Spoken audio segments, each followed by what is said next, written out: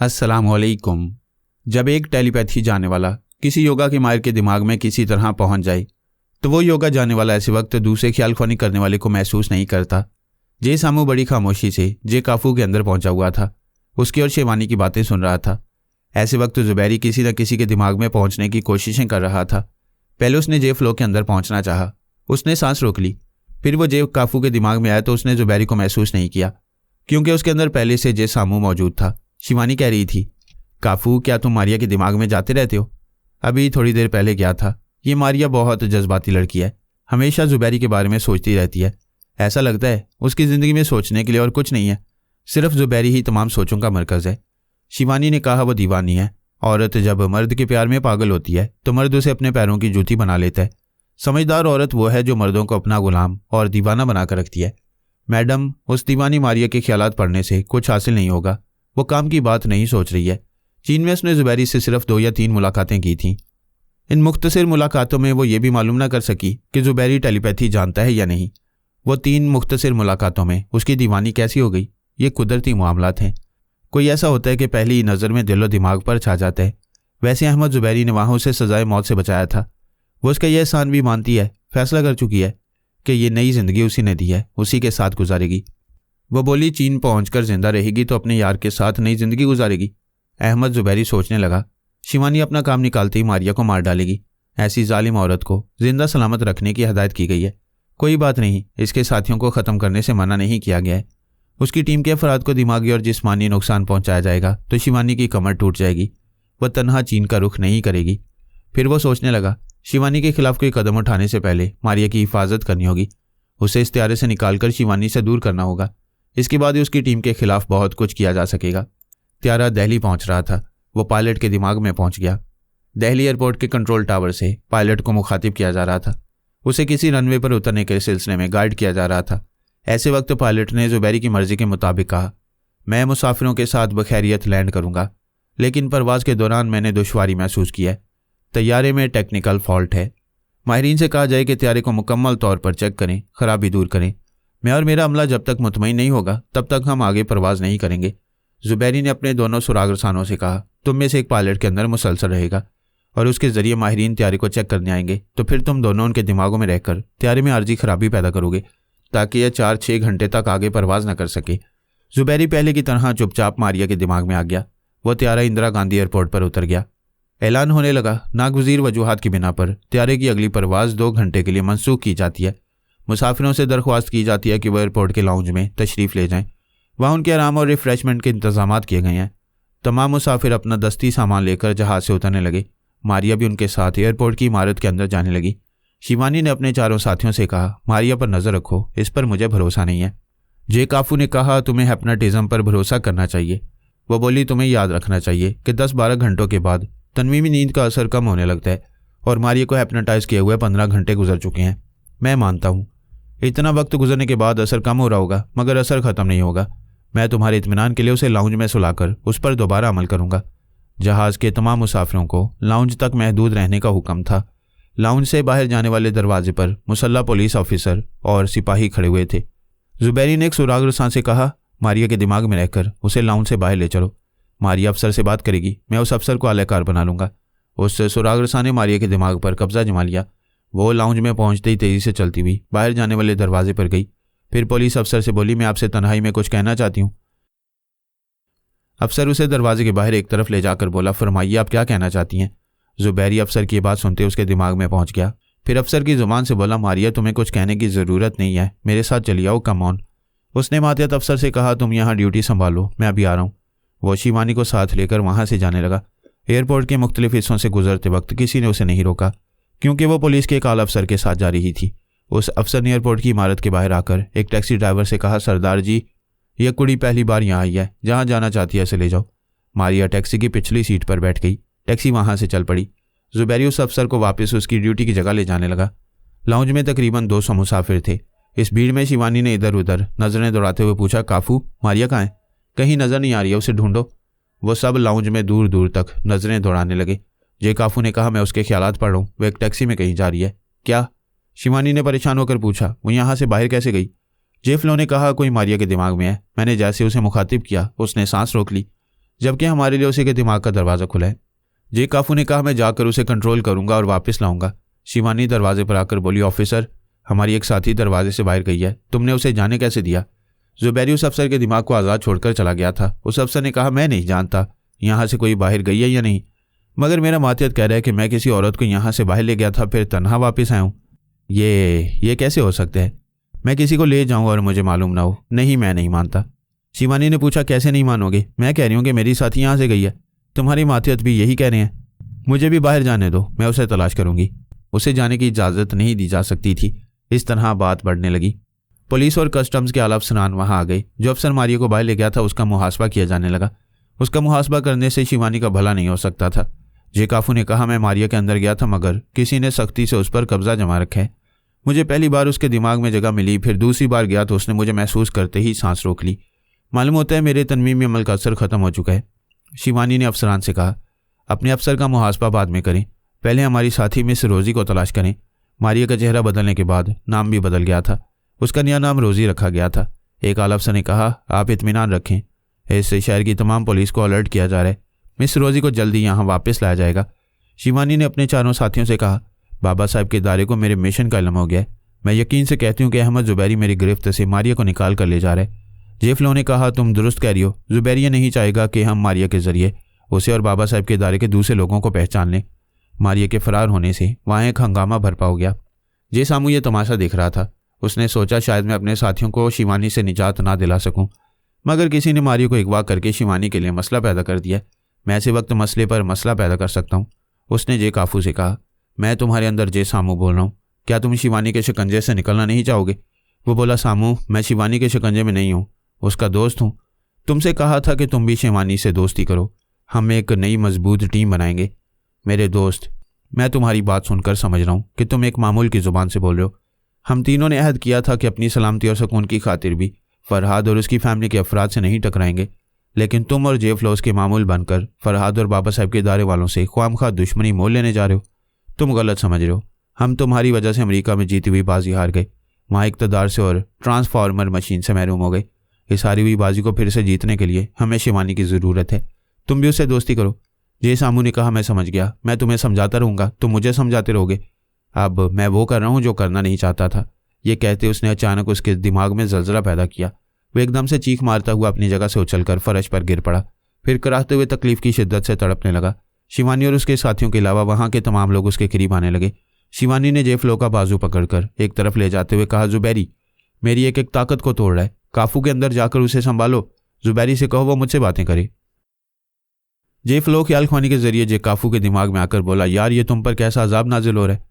मैं जुबैरी से कहता हूँ कि अभी हमसे दुश्मनी ना करे, पहले शिवानी से बातें करे। जे सामू ने उसके दिमाग में भी पहुंचकर जलजला पैदा किया। वह भी चीख मारकर जे काफू के करीब फर्श पर गिरकर तड़पने लगा। जे सामू ने कहा, मेरे जान से अजीज प्यारे दोस्तों, मुझे माफ़ करना। तुम दोनों को तनवीमी अमल से निजात दिलाने का यही एक रास्ता है। मैं नहीं जानता कि मुझे किस हद तक कामयाबी होगी, लेकिन मेरी इन हरकतों से तुम दोनों अब तनवीमी अमल से रिहाई पा चुके हो। जे काफू की दिमागी तकलीफ कुछ कम हो रही थी। वो बोला, तुमने मुझ पर जुल्म किया, मगर अच्छा किया। मुझे एहसास हो रहा है कि मैं शिवानी का मामूल बना हुआ था। पुलिस वाले ये पूछ रहे थे कि दो आदमियों पर एक जैसा दौरा कैसे पड़ सकता है। वो दोनों मक्कारी कर रहे हैं। उनके लिए 2 स्ट्रेचर लाए गए, फिर उन्हें तिब्बी मुआयने के लिए एक करीबी हस्पताल ले जाने लगे। शिवानी ने आला अफसरान से कहा, मैं अपनी असल शनाख्त पेश नहीं करना चाहती, मगर अब मजबूरी है। अपने दोनों साथियों के साथ अस्पताल जाने के लिए ये खुफिया कार्ड दिखा रही हूँ। उसने स्कॉटलैंड यार्ड का खुफिया शनाख्ती कार्ड दिखाया। जब उन्हें मालूम हुआ कि वो एक मशहूर ज़माना इदारे के असिस्टेंट डायरेक्टर जनरल है, तो उन्होंने गर्मजोशी से उसका मुसाफिया किया। बाकी 2 सुराग रसानों ने भी अपने खसूसी कार्ड दिखाए। उन सबको अस्पताल जाने और मारिया को तलाश करने की खसूसी इजाज़त दी गई। इस सिलसिले में उनके लिए सहूलतें भी फराहम की जाने लगी। जे काफू और जे फ्लो को अस्पताल पहुंचा दिया गया। जे सामून दोनों के अंदर जाकर समझा रहा था, तुम तनवीमी अमल के असर से निकल गए हो, अब शिवानी के मामूल नहीं रहे हो, लेकिन दिमागी तवानाई हासिल होने तक मामूल बनकर हो। तुम दोनों को भी मारिया की तरह शिवानी से दूर रहना है। शिवानी ने अपने दोनों सुराग रसानों के साथ अस्पताल आकर उनकी खैरियत पूछी, फिर कहा, दिमागी तवानाई हासिल होने तक यहाँ आराम करो, मैं मारिया को तलाश करने जा रही हूँ। जे काफू ने कहा, तुम जाओ, हम तुम्हारी वापसी तक यहाँ रहेंगे। वो बोली, जैसे ही दिमागी तवानाई हासिल हो फ़ौरन ख्याल ख्वानी करो और मारिया के दिमाग में पहुँचते रहने की कोशिशें करते रहो। मारिया को तलाश करने के लिए भारतीय पुलिस के अफसरान और सिपाही शिवानी की भरपूर मदद कर रहे थे। शिवानी उन्होंने बताया कि वो एक बैनुल अक़वामी मिशन पर हांगकांग जा रही है। चंद दुश्मन टेलीपैथी जानने वाले इस मिशन को नाकाम बनाना चाहते हैं। इसीलिए उन्होंने उनकी एक जासूसा रोजी को अगवा किया है। वो उनके सामने अपने मिशन के सिलसिले में बातें बना रही थी, पूरे शहर में मारिया को तलाश कर रही थी। ऐसे ही वक्त जे काफू और जे फ्लो इस अस्पताल से फरार हो गए। पोरस ने समझ लिया कि करिश्मा के घर से उसका दाना पानी उठ गया है। अगर वो इस घर से नहीं जाएगा तो जाने अनजाने दुश्मन इस दुनिया से उसका दाना पानी उठा देंगे। एक तो जमुना खुलकर दुश्मनी कर रही थी, जल्दी उस पर कोई भयानक काला जादू करने वाली थी। दूसरी तरफ भीमा से दोस्ती की तवक्को नहीं थी। वो जसवंत के जिस्म में अभी मसलहतन खामोश था, क्योंकि जसवंत जिस्मानी और दिमागी तौर पर कमज़ोर था। उसके अंदर रहकर वो ख्याल ख्वानी नहीं कर सकता था। वैसे वो दुश्मन था, किसी वक्त भी दुश्मनी कर सकता था। तीसरी तरफ बेकर ब्राइट ने करिश्मा को अपने मामूला बना लिया था। पोरस अभी नहीं जानता था कि करिश्मा को मामूला बनाने वाला कौन है। बस इतना ही समझ लेना काफ़ी था कि वो दोस्त नहीं होगा, दुश्मनी होगा। पोरस आइंदा करिश्मा के दिमाग में रहकर बेकर के बारे में मालूमात हासिल कर सकता था। लिहाजा वो सुबह होने से पहले करिश्मा की कोठी छोड़कर चला आया। वो गोवा में था। एक रिक्शा में बैठकर मंडवा नदी के साहिल तक आया, फिर एक फेरी बोट के जरिए दूसरे किनारे पर पहुंच गया। दूसरी तरफ गोवा का एक कस्बा मापोसा था। उसने सोचा मापोसा के किसी होटल या कॉटेज में रहना मुनासिब नहीं। वो वहाँ के साहिली इलाके अंजोना के एक कॉटेज में आ गया। जब वहाँ पहुंचा तो सुबह हो रही थी और सुबह होते ही समुंदर का साहिल रंगीन और संगीन हो गया था। दुनिया के एक सिरे से लेकर दूसरे सिरे तक बेशुमार साहिली इलाके हैं। उनमें चंद ऐसे इलाके हैं जहाँ औरतें और मर्द बिल्कुल बेलिबास होकर समुंदर की लहरों से खेलते, हंसते, बोलते और मस्तियाँ करते हुए नहाते रहते हैं। जिन्होंने ऐसे साले समुंदर नहीं देखे उनके लिए ये अजीब सी नाकाबिले कबूल बात होगी कि एक इंसान अब नॉर्मल होकर तो नंगा हो सकता है, सबके सब किसी साहिल वगैरह पर नंगा नहीं हो सकते। मगर यह हकीकत है। दुनिया के ऐसे चंद साहिलों पर कानून और तहजीब की आंखें बंद हो जाती हैं। उनमें से भारत के एक साहिल का नाम अंजोना है। पोरस ने साहिल के एक वीरान हिस्से में आकर अपने बैग से आईना और रेडीमेड मेकअप का सामान निकालकर अपने चेहरे को तब्दील किया। फिर वहां से आबादी की तरफ आया। वहां 1 या 2 कमरों के खूबसूरत और आरामदेह कॉटेज किराए पर मिलते हैं। हर कॉटेज से समुंदर की रंगीनों का नज़ारा किया जा सकता है। कॉटेज के साथ दूरबीन भी किराए पर मिलती है। जो समुंदर तक जाना नहीं चाहते वो कॉटेज के साए में आराम से बैठकर दूरबीन के जरिए उड़ियाँ हसीनों को देखते रहती हैं। कॉटेजों के साए में बूढ़ों की तादाद ज़्यादा हो जाती है। जवानी गुजरने के बाद बुढ़ापे में हवस रह जाती है, इसलिए वह दूर ही दूर से दूरबीन के जरिए नज़ारा करते और सरदाहें भरते रहते हैं। पोरस पिछली रात से जाग रहा था। अपने कॉटेज में आकर दरवाजे को अंदर से बंद करके सो गया। करिश्मा सो रही थी। उसकी माँ जमुना अपनी आदत के मुताबिक सुबह 5 बजे बेदार हो गई थी। स्नान करने के बाद काली माई की पूजा करती रही थी। जब अच्छी तरह दिन निकल आया तो वह पूजा के कमरे से बाहर आई। एक मुलाजिम ने आकर हाथ जोड़कर कहा, आपका मेहमान जो नेक्सी में था वो नज़र नहीं आ रहा है, उसका सामान भी नहीं है। जमुना ने सोचा करिश्मा बेशर्म हो गई है, उस मुसलमान को अपने कमरे में सुलाया होगा, वो मुझे जलाने के लिए ऐसा कर रही है। उसने करिश्मा के दरवाजे पर आकर दस्तक दी। वो अंदर गहरी नींद में थी। जमुना ने दूसरी दस्तक के बाद दरवाज़ा पीटना शुरू किया। उसने अंदर से चीख कर कहा, यह क्या बदतमीजी है, कौन मेरी नींद खराब कर रहा है? मैं हूँ तेरी माँ, दरवाज़ा खोलकर अपने यार को बाहर निकाल। करिश्मा ने दरवाज़ा खोलकर पूछा, क्या बकवास कर रही हो? किस यार की बात कर रही हो? क्या सुबह सुबह तुम्हारा दिमाग खराब हो गया? जमुना ने कमरे में आकर चारों तरफ देखा, फिर बाथरूम में झांक कर देखा। उसे पोरस नजर नहीं आया। फिर उसने पूछा, वो मुसलमान कहाँ है? अनेक्सी में उसका सामान भी नहीं है। पांडे कह रहा है कि वो हमारी कोठी के अंदर और बाहर कहीं नहीं है। करिश्मा एक कुर्सी पर बैठकर सोचने लगी, ओह शहबाज, मैं तो सोने के बाद उसे भूल गई थी। वो यहाँ मेहमान बनकर क्यों आया था? मैं भी पागल हूँ, पता नहीं कल मुझे क्या हो गया था। मैं उसकी हमायत कर रही थी और उसकी खातिर अपनी माँ से झगड़ा कर रही थी। वो पोरस के तनवीमी अमल के असर से निकल गई थी, इसलिए पहले की तरह उससे बेनियाज हो गई थी। उसने कहा, माँ पता नहीं मुझे क्या हो गया था, ऐसा लगता है उसने मुझ पर जादू किया था, मैं उसके लिए तुमसे झगड़ा कर रही थी। जमुना ने उसके सर पर हाथ रखकर पूछा, बेटी तुम अपनी गलती को समझ रही हो? मुझे खुशी है कि अब उस मक्कार की हमायत नहीं कर रही हो। तुम फिक्र न करो, मैं अपने जादू से उसकी असलियत मालूम करूंगी। मुझे उसका सर का बाल या उसका पहना हुआ उतारा हुआ कोई लिबास मिलेगा तो ऐसा जादू करूंगी कि वो दुनिया के आखिरी सिरे पर भी होगा तो तड़प तड़प कर मर जाएगा। माँ बेटी वहां से चलती हुई कोठी के बाहर आ गई, फिर अनेक्सी के अंदर आई। बिस्तर पर शिकने नहीं थी। करिश्मा ने कहा, मालूम होता है उसने रात नहीं गुजारी है, आधी रात से पहले ही चला गया। जमुना पहले आईने के पास जाकर फिर बाथरूम में जाकर बोली, यहाँ कंघी होती तो उसमें से उसके सर का एक आध बाल लगा होता, मगर वो बहुत मकार है, अपने साथ कंघी भी ले गया। उसकी कोई उतरन तो क्या, एक रुमाल भी नहीं है। क्या इन चीज़ों के बगैर उसे सज़ा नहीं दे सकोगी? वह मुझ पर जादू करके मुझे खिलौना बना कर गया। फिक्र ना करो, मैं उसके नाम का एक पुतला बनाकर उसमें सुइयाँ चुभोकर उसे ऐसी तकलीफ में मुब्तला करती रहूंगी कि वो मौत मांगता रहेगा, मगर उसे तड़पती हुई सिसकती हुई जिंदगी मिलती रहेगी। वह दोनों अनेक्सी से निकलकर कोठी में जसवंत के पास आईं। वह गुसल करने के बाद नाश्ता कर रहा था। वह गहरे जख्मों के बायस दिमागी कमजोरी महसूस कर रहा था।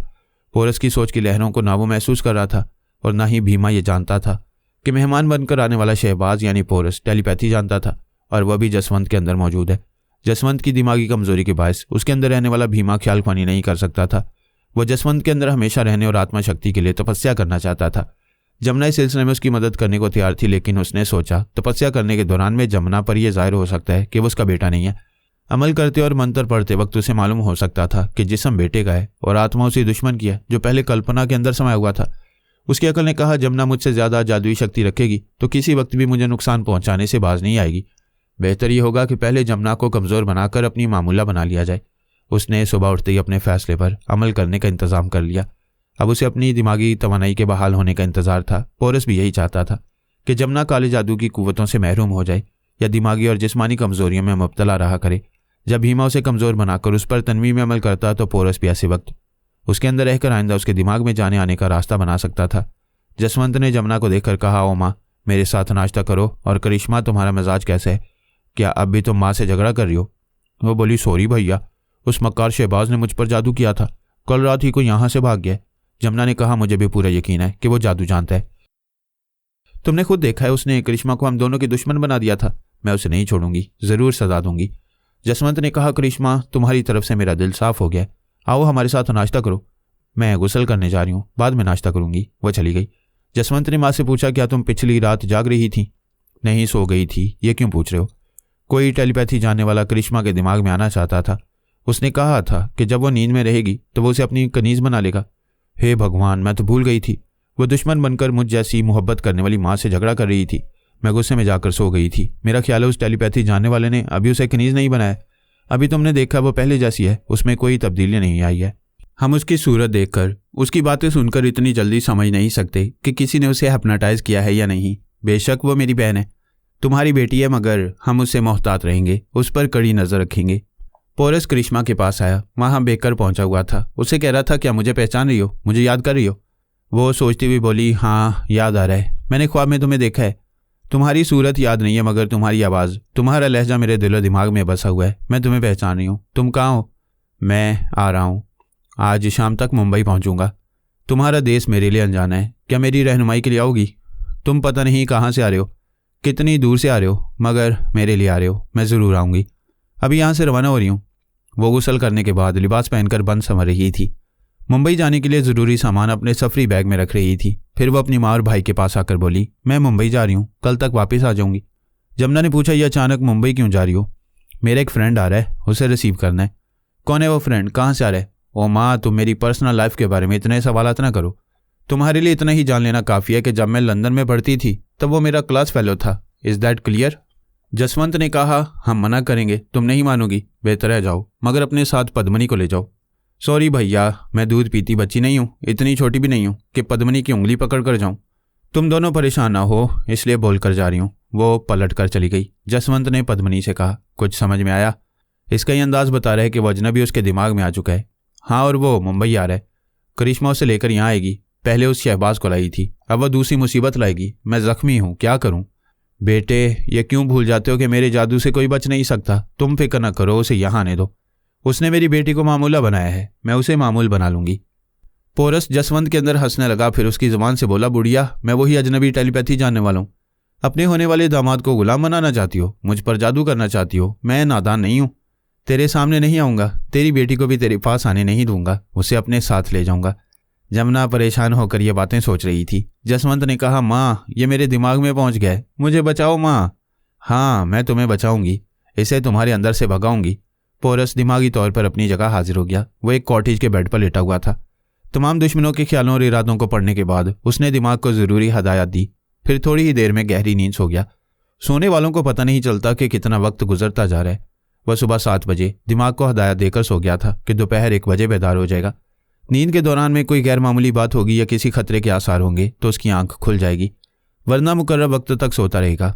मुकर्रर वक्त से पहले ही उसकी आंख खुल गई। वो उठकर बैठ गया। उसने दरवाजे और खिड़कियों को देखा, वो सब अंदर से बंद थे। खिड़की देखी, 12:20 हुए थे। वो 40 मिनट पहले बेदार हो गया था। वो बिस्तर से उतरा और दरवाजे के पास आकर कान लगाकर आहट सुनने की कोशिश करने लगा। फिर उसने खिड़की की तरफ देखा, वो अंदर से बंद थी, इस पर पर्दा पड़ा हुआ था। फिर भी बाहर धूप की वजह से पर्दे पर एक साया सा दिखाई दिया। वह दबे पांव चलता हुआ वहां आया। पर्दा हिल रहा था। खिड़की के शीशे के पार एक औरत की झलक दिखाई दी। फिर वो आड़े आ गया। उसने पर्दा हटाकर देखा, एक जवान औरत खड़ी हुई थी। उसे देखते ही मुस्कुराने लगी। फिर उसने अपने शाने से साड़ी का आंचल ढलका दिया ताकि पोरस उसे पसंद कर सके। उसके अंदाज ने समझा दिया कि वो धंधे के लिए आई है। वहाँ बार में, क्लबों, रेस्तोरानों, होटलों और कॉटेजों में ऐसी औरतें घूमती रहती और चारा डालती रहती थीं जिन्हें पहले कोई रिजर्व नहीं करता था, जिन्हें अमीर कबीर लोग मुंह नहीं लगाते थे क्योंकि वो शराब की खाली बोतल बन चुकी होती हैं। उन्हें मुंह लगाने से ना तो नशा होता है, ना उनका बदन ऐसा नुमाइशी होता है कि वो खुलकर समुद्र की लहरों से एंजॉय कर सकें। ऐसी औरतें दरवाजे दरवाजे भटकती हैं और हवस के अंधों को फांसती रहती हैं। पोरस ने खिड़की नहीं खोली, हाथ के इशारों से कहा, उसे किसी की ज़रूरत नहीं है, आगे जाओ। औरत के चेहरे से मुस्कुराहट गायब हो गई। वो एकदम से उदास हो गई। हाथ जोड़कर इशारे से कहने लगी कि उसे अंदर आने दिया जाए। पोरस ने उसकी आंखों में झांक कर देखा, फिर खिड़की का पर्दा बराबर कर दिया। वो नज़रों से ओझल हो गई। वो उसके दिमाग में पहुंचकर मालूम करने लगा कि तन्हा है या उसे आलाकार बनाकर वहां पहुंचाया गया है। कॉटेज के तरफ कोई नहीं था। वो किसी के आलाकार बनकर नहीं आई थी। बेरहम हालात उसे वहां ले आए थे। उसके ख्यालात ने बताया 10 बरस पहले वो टॉप सोसाइटी गर्ल थी। सिर्फ दिन गुजारने के 10,000 और रात गुजारने के 25,000 लेती थी। बड़े बड़े अमीर कबीर लोग उसके लिए तरसते थे क्योंकि सीज़न शुरू होने से पहले ही उसकी एक एक रात की बुकिंग हो चुकी होती थी। समुद्र की लहरें जितनी तेज़ी से साहिल पर आती हैं उतनी ही तेज़ी से वापस चली जाती हैं। कामना की जवानी उतनी ही तेज़ी से आकर चली गई। पता ही ना चला कि भाव किस तरह गिरता चला गया। वो एक क्लास से B क्लास और फिर C क्लास बिकाऊ औरत बनती गई। आगे कमाई के लिए बेटी पैदा करना ज़रूरी होता है, लेकिन पहले बेटा हुआ। वो अपनी जवानी वापस लाने के लिए डॉक्टरों से रुजू करती रही, महंगे से महंगा इलाज कराती रही, हज़ारों रुपए पानी की तरह बहाती रही, लेकिन गुजरे हुए वक्त को वापस ना ला सकी। उसने हिसाब किया तो पता चला वो सिर्फ 1 बरस तक एक क्लास रही थी। फिर उसे पता ना चला कि किस तरह भाव गिरता रहा और पिछली कमाई खाने पीने और हुस्न शबाब को नुमाइशी रखने में खर्च होती रही। अब एक एक वक्त की रोटी को मोहताज हो गई थी। 6 बरस का एक बेटा था। 1 बरस की बेटी को घर छोड़कर आई थी। उस बच्ची के दूध के लिए भी पैसे नहीं थे। वो सोचकर निकली थी कि किसी न किसी को फांस कर रोटी और दूध के लिए कुछ रकम हासिल कर लेगी। पोरस ने पर्दा हटाकर देखा। खिड़की के दूसरी तरफ कामना उसी तरह हाथ जोड़े खड़ी हुई थी। उसकी आंखों से आंसू बह रहे थे। वो अपने दिमाग में भूखी बच्ची के रोने की आवाज़ सुन रही थी। वो सुबह से अब तक कई जगह जाकर नाकाम रही थी। किसी ने उसे छूना तक गवारा नहीं किया था। पोरस ने सर झुकाकर सोचा। वहां से पलटकर अपने सफरी बैग के पास आया। उसने इसमें से 1,000 रुपये निकाले, फिर खिड़की खोलकर उसकी तरफ बढ़ा दिए। वो खुशी से रुपए झपट कर बोली, दरवाज़ा खोलो, मैं आती हूँ। वो सख्त लहजे में बोला, नहीं, सीधी घर जाओ, तुम्हारी ज़रूरत मुझे नहीं किसी और को है, अब इधर ना आना। उसने खिड़की बंद करके पर्दे को बराबर किया। फिर बाथरूम की तरफ जाते हुए उसके ख्यालात पड़े। वो तेज़ी से चलती हुई बाजार की तरफ जा रही थी, बेटी का फीडर और दूध खरीदने के लिए। दोपहर 3 बजे तक जमुना बड़ी कामयाबी से मंतर पढ़ती रही थी। जसवंत रफ्ता रफ्ता दिमागी और जिस्मानी तवानाई महसूस करता रहा। फिर भीमा ने ख्याल खाने की परवाज़ की और पद्मनी के दिमाग में पहुंचकर खुश हो गया। उसने पद्मनी को मुखातिब नहीं किया, चुपचाप वापस आ गया। अपने कमरे से निकलकर पूजा घर में पहुंचकर जमुना से बोला, माँ देखो, मैं चल फिर सकता हूँ, बल्कि दौड़ भी सकता हूँ। जमुना खुश होकर पूजा घर से बाहर आई। फिर उसकी पेशानी को चूमकर बोली, तुम कमरे में जाओ, मैं अभी आती हूँ। जसवंत वहां से चलता हुआ किचन में आया। बावर्ची से बोला, क्या पका रहे हो, खाने के लिए कुछ मीठा है? जी छोटे मालिक, बड़ी मालकन को दूध चावल की खीर पसंद है, वो बनाई है, आप खाएंगे? लाओ, एक प्याले में दो, जल्दी करो। उसने एक प्याले में खीर निकालकर एक चम्मच के साथ दिया। वो उसे लेकर अपने कमरे में आया। अलमारी में वो दवा रखी हुई थी। उसने दवा निकालकर खीर में मिलाई, फिर इसे एक मेज़ पर रखकर माँ का इंतजार करने लगा। भीमा ने अच्छी तरह समझ लिया था कि हमेशा जसवंत के जिस्म में रहने के लिए जमुना को अपनी मामूला बनाना होगा या उसे रास्ते से हटा देना होगा, वरना वो किसी दिन उसे जसवंत के जिस्म से भाग जाने पर मजबूर करेगी। उसे फिर किसी दूसरे के जिस्म में जाना पड़ेगा। इस तरह आत्मा शक्ति और कमज़ोर हो जाएगी। वो ज़रा देर से आई। उसने खीर का प्याला उठाते हुए कहा, माँ तुम क्या कर रही थी? कब से इंतज़ार कर रहा हूँ, ये लो खीर खाओ। नहीं बेटा, अब मैं मीठा कम खाने लगी हूँ। मैंने दिमागी और जिस्मानी शक्ति हासिल की है, इस खुशी में ज़रूर खाना होगा, मैं अपने हाथ से खिलाऊंगा। वो उसे ज़बरदस्ती खिलाने लगी। उसे बेटे की ज़िद अच्छी लगी, वो खाने लगी। आधा प्याला खाकर बोली, बस करो माँ, तुम शौक से खीर खाती हो। हाँ, मगर इसका मज़ा कुछ अजीब सा है। तुम्हारी ज़िद से इतना खा लिया है, अब मुझे दो, बाकी मैं तुम्हें खिलाऊंगी। वो प्याले को मेज़ पर रखकर बोला, ये खीर तुम्हें पसंद नहीं आ रही है, मैं भी नहीं खाऊंगा। पता नहीं कम वक्त ने कैसी खीर बनाई है, मैं तुम्हारे लिए दूसरी बनाऊंगा। अभी ना बनाओ, यहाँ बैठो और मुझसे बातें करो। वो अपने सीने पर हाथ रखकर बोली, कुछ अच्छा नहीं लग रहा है। वह कमज़ोरी महसूस करती हुई कुर्सी पर बैठ गई। जसवंत ने उसका बाजू पकड़कर उठाते हुए कहा, तुम्हें आराम से लेटना चाहिए। उसने उसे बेड पर पहुंचाकर लेटा दिया। उसके चेहरे से जाहिर हो रहा था कि वह बहुत ज़्यादा कमज़ोरी महसूस कर रही है। भीमा ने उसके दिमाग में पहुंचकर तस्दीक की। वह जानलेवा काला जादू जानने वाली, पत्थर का दिमाग रखने वाली, उसकी सोच की लहरों को महसूस नहीं कर रही थी। अचानक कमज़ोरी के बायस परेशान हो रही थी। उससे बोली, डॉक्टर को फ़ोन करो, मेरी तबीयत ख़राब हो रही है। वो वहाँ से चला गया। थोड़ी देर बाद वापस आकर बोला, डॉक्टर घर में और अस्पताल में नहीं है, मैंने पैगाम छोड़ दिया, वो जल्दी आ जाएगा। बेटे, वो खीर कैसी थी? उसे खाने के बाद मेरी ये हालत हो रही है। माँ, खीर की नहीं, मेरी बात करो। अगर तुम्हें मालूम हो कि मैं तुम्हारे सामने जिंदा रहकर भी जिंदा नहीं हूँ, मर चुका हूँ तो। वो बात काट कर बोली, तुम्हारे दुश्मन मरेंगे, ऐसी बात तो जुबान पर ना लाओ। मेरे ये सवाल ज़रूरी है, तुम बेटे के जिस्म से मोहब्बत करती हो या आत्मा से? दोनों से। मगर तुम क्यों ऐसी बातें कर रहे हो? इसलिए कि तुम्हारी ममता के लिए बेटे का जिस्म रह गया। ये जिस्म उस आत्मा से खाली है जिसे तुमने अपनी कोख से जन्म दिया था। नहीं बेटा, ऐसी नहूसत वाली बातें न करो। तुम जिंदा सलामत रहोगे, मैं भी तुम पर आंच नहीं आने दूंगी। आंच आ चुकी है, बल्कि आग लग चुकी है। तुम्हारी कोख से पैदा होने वाली आत्मा जल चुकी है, तुम्हारा पैदा किया हुआ सिर्फ ये जिस्म रह गया। वो कमजोरी के बायस थरथराती हुई उसे घूरती हुई बोली, तुम कहना क्या चाहते हो? यही कि तुम्हारा बेटा जसवंत मर चुका है। वो उसी वक्त मर चुका था जब शहबाज से मुकाबला कर रहा था। उसके मरते ही कल्पना के अंदर से आत्मा निकलकर इस जिस्म में समा गई है। जमुना के दिमाग को जैसे बिजली का झटका लगा, वो एक झटके से उठकर बैठ गई, लेकिन कमजोरी के बायस फिर तकिए पर गिर पड़ी। वो बोला, खुद को संभालो और सोचो। पहले तुमने बेटे की मौत का यकीन किया था, फिर उसकी धड़कनें सुनकर उसे जिंदा देखकर भूल गई कि कल्पना अचानक क्यों मर गई है। तुमने सोचा उसकी आत्मा कहीं चली गई है, ये नहीं सोचा कि बेटे के उस जिस्म में समा गई होगी। जमुना थरथर कांप रही थी, उठ नहीं सकती थी। बिस्तर पर लेटे ही लेटे खिसकती हुई उससे दूर होने लगी। भीमा उसके ख्यालात पड़ रहा था। वो सोच रही थी, नहीं, ये तो मेरे सामने सर से पांव तक मेरा जसवंत है, मैं कैसे मान लूं कि ये मेरा बेटा नहीं है? भीमा ने कहा, मैं ऊपर से तुम्हारा जसवंत हूं, अंदर से भीमा हूं, वही भीमा जिसे तुम अपनी जादुई शक्ति से मार डालना चाहती थी। क्या अब मार सकोगी? मुझे मारोगी तो बेटे का जिस्म मर जाएगा। मरने वालों की तस्वीरें दीवार पर लटकाई जाती हैं। तुम्हारे बेटे का यह जिस्म चलते फिरती तस्वीर है। चाहो तो इसे चलता फिरता देखती रहो, चाहो तो मेरी आत्मा को भगाकर अपने पैदा किए हुए जिस्म को चिता में जला दो। इसके बाद तस्वीर को हार पहनाकर दीवार पर लगा दो।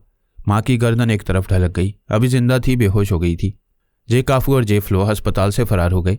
शिवानी उनकी तरफ से गाफिल थी। वो कभी सोच नहीं सकती थी कि वो दोनों अचानक तनवीम अमल के असरात से निजात हासिल कर लेंगे। उसे उनकी वफादारी का यकीन था। वो मुतमईन होकर मारिया की तलाश में गई थी। वो दोनों एक टैक्सी में बैठकर एयरपोर्ट आए। इख्तियारा वहां से लंदन जाने वाला था। उन्होंने काउंटर पर जाकर 2 टिकटें हासिल की। वहां से वापसी का सफ़र करने के सिलसिले में कई कानूनी रुकावटें थीं, मगर वो टेलीपैथी के जरिए मुतल्लिका अफसरान के दिमागों से खेलते हुए त्यारे में सवार हो गए। जे सामून दोनों के दिमाग में रहकर उन्हें शिवानी से दूर कर देने की कोशिशों में मसरूफ था। तीनों दोस्त अपने इरादों में कामयाब हो रहे थे। जे काफू और जे फ्लो किसी बड़ी रुकावट के बगैर वापस लंदन जा रहे थे। इरादा था कि इस्तांबुल या काहिरा में कहीं उतर जाएंगे। जे काफू ने कहा, सामू, तुम वाकई एक दोस्त का फ़र्ज अदा कर रहे हो। हम खुली फिजाओं में आज़ादी से परवाज कर रहे हैं, शिवानी से बहुत दूर जा रहे हैं, लेकिन कितनी दूर जा सकते हैं? क्या वो हमारा पीछा छोड़ेगी? जे सामू ने कहा, वो टेलीपैथी नहीं जानती है, ये मालूम नहीं कर सकेगी कि कहाँ जाकर रूपोश हो गए हो। नहीं सामू, वो खतरनाक बला है। उसकी आंखों में बला की गैर मामूली कुव्वत है। जब वो देखती है तो हमारी पेशानी जलने लगती है और हम बेख्तियार अपने अंदर की सच्ची बातें बोलने लगती हैं। तुम दोनों दूर जा रहे हो, वो तुम्हारी पेशानी को देखेगी तो तुम बेबस होकर कुछ बोलोगे। हम दुनिया के आखिरी सिरे पर चले जाएं, तब भी वो तसव्वुर में अपने मतलूबा शख्स की पेशानी को देखती है तो उसकी पेशानी जलने लगती है। मैं लंदन में उससे दूर जाकर आजमा चुका हूँ। वो मेरे सामने नहीं थी, वो एक होटल में बैठी हुई थी। मैं लंदन के एक स्ट्रीट में था। जब मेरी पेशानी गर्म होने लगी तो मैं बेख्तियार एक टेलीफोन बूथ में जाकर उसे बताने लगा कि उसके खौफ से वो शहर छोड़कर जा रहा हूँ, मगर जाने में नाकाम रहा। जे फ्लो ने कहा, अभी वो मारिया को तलाश करने में मसरूफ़ है। जब वो अस्पताल आएगी और हमें नहीं पाएगी तो दुश्मन बन जाएगी। उसकी आंखों की शैतानी कुव्वत हमारी पेशानियों तक पहुंचेगी और हम बेख्तियार बताने लगेंगे कि तुमने हमें उनके तनवीम अमल से निजात दिलाई है और हम इस्तांबुल या काहिरा जा रहे हैं। सामू ने कहा, तुम दोनों के पास मोबाइल फ़ोन नहीं है, फ़ोन के ज़रिए उससे रब्ता नहीं होगा, तुम अपने बारे में उसे कुछ नहीं बता सकोगे। ऐसे वक्त मैं उससे फ़ोन पर बातें करूंगा, उसे बताऊंगा कि मैंने तुम दोनों को अगवा किया है और तुम दोनों पर तरमीमी अमल करके उसको छुड़ा कर ले गया हूँ। आइंदा तुम दोनों को कभी फ़ोन पर बातें करने का मौका नहीं दूंगा। फिर उसने कहा, मैंने शिवानी की एक कमज़ोरी मालूम की है। जे काफू ने पूछा, कैसी कमज़ोरी? जब मैं रूम में था तो शिवानी ने मुझे भी ट्रैप किया था। मैंने अपनी पेशानी पर हरारत महसूस करते ही बहुत सी सच बातें उगल दी थी। जे फ्लो ने कहा, फिर तो वो तुम्हें भी ट्रैप कर सकती है। उसने एक बार मेरी पेशानी को निगाहों से गरमाने के बाद फिर कोशिशें की होंगी, लेकिन वो नाकाम रही होगी। मैंने अब तक उसकी शैतानी आंखों की हरारत को महसूस नहीं किया है। दोनों साथियों ने हैरानी से पूछा, यह कैसे मुमकिन है? हम उसके सामने ना रहें तब भी उसकी नज़रें पेशानियों तक पहुंच जाती हैं। सामू ने कहा, मैंने अनजाने में अपने तहफ़्फ़ुज़ का रास्ता निकाला है। जब मुझे पता चला कि स्कॉटलैंड की एक जासूसा लारा मुझे ट्रैप कर रही है तो मैंने उससे दूर रहने और रूपोश रहने के लिए मास्क मेकअप किया। लारा को तनहा वहाँ से लंदन जाने पर मजबूर किया। उसके बाद से अब तक मैं देख रहा हूँ कि शिवानी का जादू मुझ पर नहीं चल रहा है और मेरी समझ में यही आ रहा है कि मेरी पेशानी पर मास्क चढ़ा हुआ है और उसकी शैतानी आंखें मास्क से गुजर कर मेरी पेशानी तक नहीं पहुँच पाती हैं। अगर ऐसा है तो हम भी मास्क मेकअप के जरिए उससे महफूज रह सकते हैं। दहलीज से फरार होते वक्त तो तुम दोनों को मेकअप का मौका नहीं मिल सकता था। मौका मिलता तो मैं तुम्हें वहाँ मास्क मेकअप का मशवरा देता।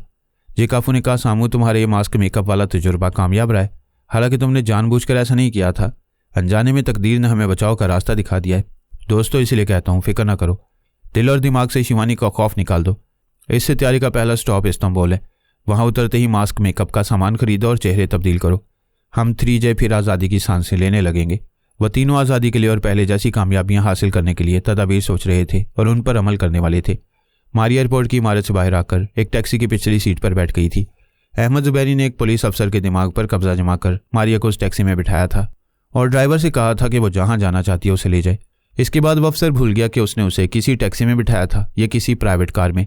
मारिया सोच रही थी, मुझे एयरपोर्ट से नहीं आना चाहिए था, मैं इस अनजाने शहर में कहाँ जाऊंगी। जुबैरी उसके अंदर था। उसने कहा, तुम नहीं जानती, स्कॉटलैंड यार्ड की असिस्टेंट डायरेक्टर जनरल शिवानी ने तुम्हें हिप्नोटाइज कराया है। तुम अपनी मर्जी से चीन नहीं जा रही हो। तुम्हारे दिमाग में चीन जाने वाली बात नक्श की गई है। वो तुम्हारे जरिए जुबैरी को नुकसान पहुंचाएगी। वो सीने पर हाथ रखकर बोली, नहीं, मैं जुबैरी को नुकसान नहीं पहुंचने दूंगी, मैं चीन नहीं जाऊंगी। सिख ड्राइवर ने पूछा, बहन जी कित्थे जाना है? वो बोली, चलते रहो, मुझे ये शहर दिखाते रहो, ये 1000 रुपये लो और गाड़ी की टंकी फुल करते रहो। जुबैरी उसे तफसील से समझाने लगा कि उसके इस्तीफा देने के बाद उस पर शुबा किया गया था। एक टेलीपैथी जानने वाले जे काफू ने उसके ख्यालात पढ़कर शिवानी को उसकी और जुबैरी की मोहब्बत के बारे में बताया और ये रिपोर्ट दी कि वो चीन के और बाबा साहब के इदारे के खिलाफ जासूसी नहीं करेगी, इसलिए इस्तीफा दे रही है। अब शिवानी उसे हिप्नोटाइज कराने के बाद उसका चेहरा और नाम बदलकर उसे चीन ले जा रही है। वह सिख टैक्सी ड्राइव करते हुए कह रहा था, बहन जी पुरानी दिल्ली देखोगी या नई दिल्ली? अभी हम कनॉट पैलेस की तरफ जा रहे हैं। नई पुरानी सब दिखाओ, चलते रहो और कम से कम बोलो। कम कैसे बोलूं? अच्छी अच्छी जगह गुजर जाएगी। मैं आपको उनके नाम नहीं बताऊंगा तो आपको कैसे मालूम होगा कि आप दिल्ली शहर में क्या देख रही हैं? जुबैरी ने कहा, शिवानी तुम्हें तलाश करी होगी। तुम्हारे बैग में मेकअप का सामान है, आईना निकालो और चेहरा तब्दील करो। तुम कौन हो? शिवानी से निजात दिलाने के लिए मेरी मदद क्यों कर रहे हो? तुम्हारी आवाज़ बिल्कुल जुबैरी जैसी है। मेरी जान, मैं जुबैरी हूँ। मैंने टेलीपैथिक इल्म तुमसे छुपाया था। वक्त ज़ाया ना करो, मेकअप करो। वो खुश होकर बैग से मेकअप का सामान निकालती हुई बोली, तुम टेलीपैथी जानते हो? मुझे यकीन नहीं आ रहा। अच्छा, अगर जानते थे तो पहले मेरे पास नहीं आते थे। मैं चुपचाप आकर तुम्हारे ख्यालात पढ़ता था और खुश होता था कि तुम मुझे याद करती रहती हो। तुम्हारे पास आते जाते मालूम हुआ कि शिवानी इसी तरह तुम्हें ट्रैप कर रही है। उसने पूछा, जुबैरी मेरे चेहरे पर मास्क है, क्या मास्क उतार कर असल चेहरे को तब्दील करूं? मास्क इसी तरह रहने दो, ऊपर से रेडीमेड मेकअप करो। ये ड्राइवर मुझे किसी दूसरे रूप में देखेगा तो दुश्मन की जासूसा समझकर पुलिस स्टेशन पहुंचा देगा। इसकी फिक्र न करो। स्कॉटलैंड यार्ड में कई ममालिक की जुबानें सिखाई जाती हैं। तुम हिंदी जानती हो? थोड़ी थोड़ी जानती हूँ। यहाँ की साड़ी और शलवार कुर्ता पहन सकती हूँ। ठीक है। मेरे एक साथी ड्राइवर के दिमाग पर कब्जा जमाए रखेगा। तुम मेकअप करते ही किसी मार्केट में टैक्सी से उतर जाओ, वहाँ से हिंदुस्तानी लिबास खरीद कर पहन लो। मैं अभी आता हूँ। वह एक पुलिस अफसर के दिमाग में आकर शिवानी के बारे में मालूम करने लगा। पता चला सरकारी तौर पर शिवानी को पुलिस टीम और गाड़ियाँ फराहम की गई हैं। पूरे शहर की नाकाबंदी की जा रही है। टैक्सियों और कारों की तलाशी ली जा रही है। जुबैरी ने अपने सुराग रसां से कहा, इस टैक्सी को किसी बाजार में रोको। फिर वो मारिया से बोला, क्या मेकअप हो चुका है? हाँ। रेडीमेड मेकअप में देरी कितनी लगती है? मैं आईना देख रही हूँ। यकीन से कहते हैं शिवानी मुझे पहचान नहीं सकेगी। टैक्सी एक जगह रुक गई। वो बोली, ड्राइवर को 1000 रुपये दे चुकी हो, बाहर निकलो और शॉपिंग के लिए जाओ। वो टैक्सी से उतर गई। ड्राइवर को मालूम ना हो सका। जुबैरी का सुराग रसां उसके दिमाग पर मुसल्लत था। वो टैक्सी ड्राइव करता हुआ दूर चला गया। फिर सुराग रसां उसके दिमाग को आज़ाद छोड़कर जुबैरी के पास आ गया। मारिया शॉपिंग कर रही थी। फिर उसने एक खूबसूरत सी साड़ी खरीदी और एक छोटे से कैबिन में जाकर इसे पहना। इसकी रकम अदा की। फिर एक ज्वेलरी की दुकान में आकर जेवरात खरीदे। हीरों का नेकलेस, हीरों के टॉप्स और अंगूठी और सोने की चूड़ियाँ आईने के सामने पहनी। बिल्कुल हिंदुस्तानी औरत दिखाई देने लगी। इन जेवरात का बिल अदा करके वो एक दुकान में आई। वहाँ से बिंदिया खरीद कर माथे पर सजाई। जुबैरी ने कहा, तुम वाकई स्कॉटलैंड यार्ड की तरबियत याफ्ता जासूसा हो। वहाँ की असिस्टेंट डायरेक्टर जनरल शिवानी भी तुम्हें पहचान नहीं सकेगी। और शिवानी उसे तलाश करने के दौरान में सोच रही थी कि उसने मारिया को देखा था। वो अपनी नज़रों की गैर मामूली कुव्वत से उसकी पेशानी को गरमा सकती है, उससे सच बोलने पर मजबूर कर सकती है। वो कहीं से टेलीफोन के जरिए बता देगी कि कहाँ छुपी हुई है। लेकिन वह नज़रें उसकी पेशानी तक नहीं पहुँच रही थी। शिवानी सोच रही थी इससे पहले वो जेसामू को भी अपनी नज़रों की कुव्वत से ट्रैप करना चाहती थी, लेकिन नाकाम रही थी। उसके जहन में बात आई कि मारिया ने मेकअप किया है, उसके चेहरे पर पेशानी पर मास्क चढ़ा हुआ है। क्या वो मास्क उसकी नज़रों की नादीदा हरारत को उसकी पेशानी तक पहुँचने से रोक रहा है? उसने सोचा यही बात है। मारिया की तरह जेसामू भी मास्क मेकअप में है, इसलिए मेरे शिकंजे में नहीं आ रहे। अब मारिया जहाँ भी मिलेगी मैं सबसे पहले उसके चेहरे से मास्क नोच लूँगी। वो अपने मिशन की तकमील के लिए बड़े इत्मीनान से चीन जा रही थी, मगर अब उसका चैन खत्म हो गया था। आधे रास्ते में ही रुकावटें पैदा हो रही थी। मारिया के फरार होने से ये बात समझ में आ रही थी कि बाबा साहब के दारे वालों को उसके मिशन के बारे में मालूम हो चुका है। चूंकि मारिया चीन और बाबा साहब केदारी की हिमायत में इस्तीफा दे चुकी थी, मुसलमान हो चुकी थी, इसलिए उसे मिशन से अलग कर दिया गया। इन हालात में शिवानी सोच रही थी, क्या मैं चीन जाऊंगी तो मुझे और मेरे साथियों को पहचान लिया जाएगा? क्या मुझे दूसरे भेस में दूसरे पासपोर्ट और वीज़ा के साथ जाना होगा? उसके लिए बड़े मसाइल पैदा हो रहे थे। वैसे उसके लिए भेस बदलना, दूसरा पासपोर्ट और वीज़ा हासिल करना कोई मसला ना था। अभी सिर्फ मारिया मसला बन गई थी। एक इंडियन अफसर ने गाड़ी रोककर शिवानी से कहा, मैडम ये लक्ष्मी नारायण मंदिर है, मैं देवी के दर्शन करने जा रहा हूँ। आप इधर मार्केट में मिस रोजी मारिया को तलाश करें। आगे पीछे वाली गाड़ियों से सिपाही बाहर आ गए। अफसर मंदिर की तरफ चला गया। शिवानी ने अपने दोनों सुरागसानों से कहा, सिपाहियों के साथ मार्केट में जाओ, यहाँ गैर मुल्की औरतें और मर्द नजर आ रहे हैं, वो यहाँ मिल सकती है। वह सब उसके हुक्म की तामील के लिए इधर उधर जाने लगे। ऐसे वक्त मारिया एक दुकान से बाहर आ रही थी। वह शिवानी को देखकर ठिठक गई। जुबैरी ने पूछा, क्या हुआ? वो बोली, सड़क के किनारे कई गाड़ियां हैं, पुलिस वाले हैं, एक औरत कार के पास खड़ी है, मुझे शुबा है कि वो शिवानी है। अपने करीब से गुजरने वाली किसी भी शख्स को मुखातिब करो, मैं उसके जरिए उस औरत के बारे में मालूम करूंगा। एक औरत करीब से गुजर रही थी। उसने खुद मारिया को मुखातिब किया, क्या तुम बता सकती हो कि ब्यूटी पार्लर का है? मारिया ने कहा, सॉरी मैं नहीं जानती। जुबैरी ने कहा, बस मारिया, और किसी को मुखातिब ना करो, सामने वाले मंदिर में जाओ। शिवानी तुम्हारे बारे में ये नहीं सोचेगी कि तुम मंदिर के अंदर जाओगी। तुम्हारे बदन पर साड़ी है, माथे पर बिंदिया है, ये सब कुछ उसे धोखा देने के लिए काफ़ी है। वो मंदिर की तरफ जाने लगी। जुबैरी उस औरत के दिमाग में पहुंचकर उसे शिवानी की तरफ ले गया। इस औरत ने जुबैरी की मर्जी के मुताबिक शिवानी से कहा, एक्सक्यूज़ मी, ब्यूटी पार्लर का है? वो बोली, सॉरी मैं यहाँ पहली बार आई हूँ। हाँ, तुम कपड़ों से बाहर वाली लगती हो। सीने पर दुपट्टा ना सही, स्कार्फ तो होना ही चाहिए। बेशर्मी से सीना तान कर खड़ी हुई हो। यू शटअप, ये क्या बकवास कर रही हो? ये बकवास नहीं है, तुम्हारी तरह एक और अंग्रेज लड़की यहाँ सीना तान कर चल रही थी। एक जवान ने उसे छेड़ा तो वो बोली, खबरदार, मुझे छेड़ने से पहले ये सुन लो कि मेरा नाम रोजी है, मैं लंदन के बहुत बड़े अखबार की रिपोर्टर हूँ। पुलिस वाले तुम्हें? शिवानी ने उसकी बात काट कर जल्दी से पूछा, रोजी लंदन अखबार की रिपोर्टर, तुमने उसे कहाँ देखा है? औरत ने एक तरफ उंगली उठाकर कहा, उधर मार्केट में है। शिवानी तेजी से चलती हुई उधर जाने लगी। जुबैरी ने मारिया के पास आकर कहा, तुम्हारा शुबा दुरुस्त निकला, वो शिवानी है, वो मुझे पहचान लेगी। तुम मुकम्मल हिंदुस्तानी औरत बन चुकी हो, शिवानी का बाप भी तुम्हें नहीं पहचानेगा। मंदिर में मर्द, औरतें, बूढ़े और बच्चे सभी थे। मारिया औरतों की भीड़ में थी। यूं तो वहाँ कई खूबसूरत औरतें और लड़कियां थी, लेकिन मारिया उनमें नुमाया थी। इसकी वजह हीरों से जड़े हुए जेवरात थे जो जगमगा रहे थे और मारिया के हुस्नों को चार चांद लगा रहे थे। वहाँ सभी उसे करीब से और दूर से देख रहे थे। कितने ही पूजा करने वाले लक्ष्मी देवी के सामने सर झुका रहे थे, मगर उनमें से किसी का ध्यान मारिया के हुस्न की तरफ था और कोई चमकते दमकते हीरों के लिए ललचा रहा था। दूसरे तमाम लोग इसलिए उसे देख रहे थे कि पहले कभी किसी औरत को ऐसे कीमती जेवरात पहनकर मंदिर आते नहीं देखा था। वो औरतों की कतार में खड़ी हो गई थी और पूजा के लिए धीरे धीरे लक्ष्मी देवी की बड़ी सी मूर्ति की तरफ बढ़ती जा रही थी। बार बार सर घुमाकर दूर तक देख रही थी कि शिवानी पुलिस के साथ इधर आ रही है या नहीं। जुबैरी ने कहा, तुम्हें इतने कीमती जेवरात नहीं पहनने चाहिए थे, क्या मर्द क्या औरतें सभी तुम्हें देख रही हैं। वो बोली, मुझे हीरे जवाहरात का बहुत शौक है, मेरे पास 2 लाख इंडियन करेंसी थी, मैंने 1,20,000 में खरीद लिए। बड़ी अक्लमंदी की। तुम इस तरह इन सब के अलावा दुश्मनों को भी अपनी तरफ मुतवज्जा करोगी। मुझसे गलती हो गई, फिक्र ना करो, मैं जेवरात से अभी निजात हासिल कर लूंगी। ठीक है, मगर इस तरह बार बार इधर उधर ना देखो, तुम्हारी परेशानी साफ जाहिर हो रही है। मैं शिवानी और सिपाहियों को देख रहा हूँ, वह भी मार्केट में भटक रहे हैं, मैं उन्हें संभाल लूंगा, तुम्हें परेशान नहीं होना चाहिए। वो बोली, ये बात सभी को खटकेगी कि मैं इतने कीमती जेवरात के साथ तना हूँ, मुझे यहाँ किसी औरत से दोस्ती करना चाहिए, ये बेहतर होगा, मैं अभी आ रहा हूँ। कितार में उसके आगे खड़ी हुई एक अधेड़ उम्र की औरत कभी कभी सर घुमाकर उसे देखती थी, फिर नजरें मिलने पर झीम कर मुस्कुराती थी। मारिया ने उसकी तरफ झुककर सरगोशी की, मुझे जी भर के देखो, मैं भी तुम्हें देख रही हूँ, तुम बहुत अच्छी हो, क्या मैं तुम्हें दीदी कह सकती हूँ? वो खुश होकर बोली, तुम मुझे दीदी नहीं माँ कह सकती हो, आप इतनी जवान है, मेरी बहन लगती है, मैं माँ कैसे कहूँ? वो और खुश हो गई, कहने लगी, मैं मंदिर आ रही थी इसलिए मेकअप नहीं किया, मेकअप करती तो और जवान लगती। तुम कहाँ रहती हो?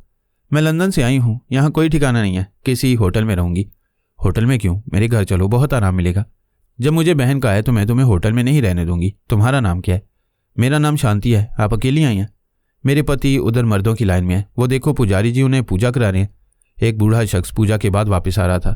उस औरत ने उसे आवाज़ दी, राजू के डैडी इधर आओ, बात सुनो। वो उनके करीब आकर बोला, क्या है बिमला, और तुम्हें क्यों बुला रही हो? हम मंदिर के बाहर बातें कर सकते हैं। वो बोली, मेरी बहन से मिलो, इसका नाम शांति है। मारिया ने हाथ जोड़कर नमस्ते कहा। राजू के बाप ने कहा, नमस्ते, मेरा नाम दुर्गा प्रसाद है।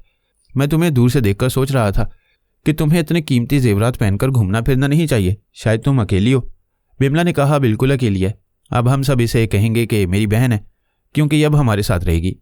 दुर्गा प्रसाद ने कहा, यह तो बड़ी खुशी की बात है, हम गरीब हैं, हमारा घर छोटा है मगर दिल बड़ा है, हम तुम्हें आराम पहुंचाने की कोशिश करेंगे। बिमला की पूजा की बारी आ गई। उसने फूलों और प्रसाद की थाली पुजारी को दी, फिर देवी के सामने हाथ जोड़कर खड़ी हो गई। जुबैरी उसके ख्यालात पढ़ने लगा। वह दिल ही दिल में लक्ष्मी देवी से कह रही थी, देवी माँ तो धन दौलत की देवी है, मैं तेरे चरणों में झुकने आई हूँ।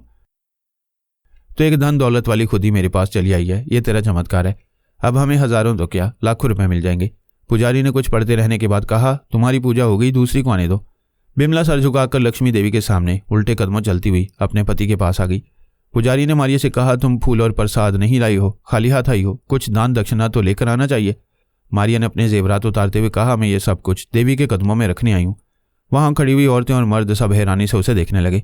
बिमला और दुर्गा प्रसाद तो शदीद हैरानी के बायस चंद सातों तक सांस लेना भूल गए। बिमला ने जल्दी से आगे बढ़कर मारिया के हाथों से जेवरात लेकर कहा, शांति ये क्या कर रही हो? लक्ष्मी देवी हम सबको देती हैं, तुम इन्हें क्या दोगी? ऐसा करो 1000-2000 मंदिर के लिए दान करो। पुजारी ने बिमला से कहा, तुम इसे क्यों रोक रही हो? इस लड़की के मन में देवी के लिए श्रद्धा है, ये जो चाहती है उसे करने दो।